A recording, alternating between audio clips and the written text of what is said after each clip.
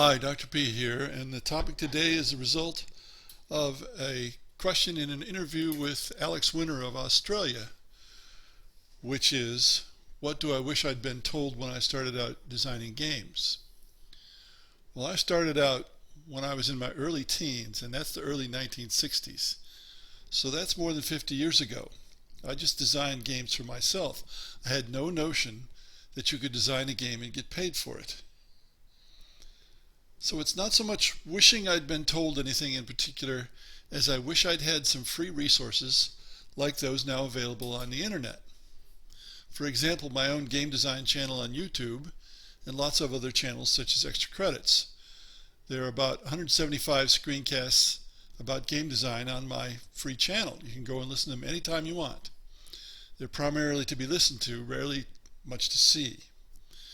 Of course, we also had no books about game design or online courses about game design. We had nothing. We had to figure it out ourselves. But what advice would I give an aspiring game designer now? Do it because you love it, not because you hope to make a lot of money. It's really hard nowadays to make money because we have a super fragmented and immensely saturated game market. Now, Martin Wallace is the most well-known British tabletop game designer, and not so long ago, he said at the UK Game Expo that he was glad he was not starting out now because it's a lot harder than he started out many years ago. When I started out, you wouldn't think about publishing the game yourself because it was really hard. You had to find a publisher, and there weren't that many, of course. We didn't even have mainframe computers at that time, let alone personal computers and fancy color printers. When I went to college in 1969, there was an IBM mainframe computer on campus that you programmed using punch cards. There was also a Wang electronic calculator, had to be plugged in, which cost $1,500, and the college was proud of it. And consider $1,500 was worth a lot more then than it is now. Just at a rough guess, $5,000. When Wallace started, he did self-publish some of his games through his company. I think it was called Warfrog, which he later renamed Treefrog. In contrast, it's relatively easy to self-publish now, and lots of designers just assume that they're going to self-publish rather than license. And that may be a good assumption because there aren't that many publishers who are looking for games. Most publishers started out as self-publishers. And they get hundreds of submissions a year, so you have to be pretty lucky or in some other way stand out from the rest.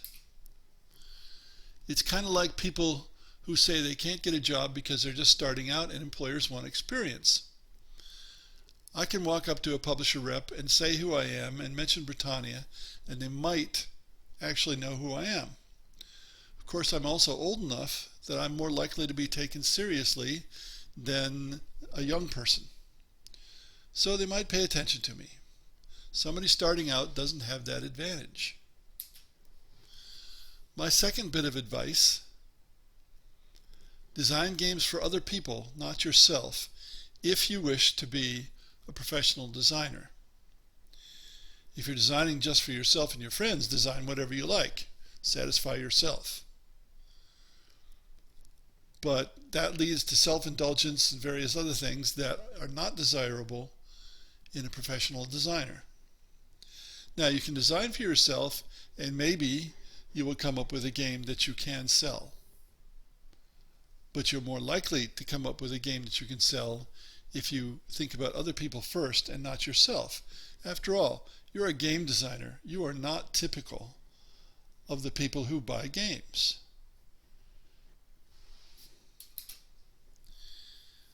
So, to sum up, if you're relatively new to game design, you'll need a lot of luck.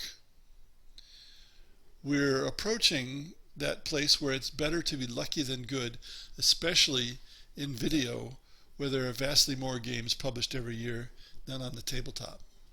Thanks for listening.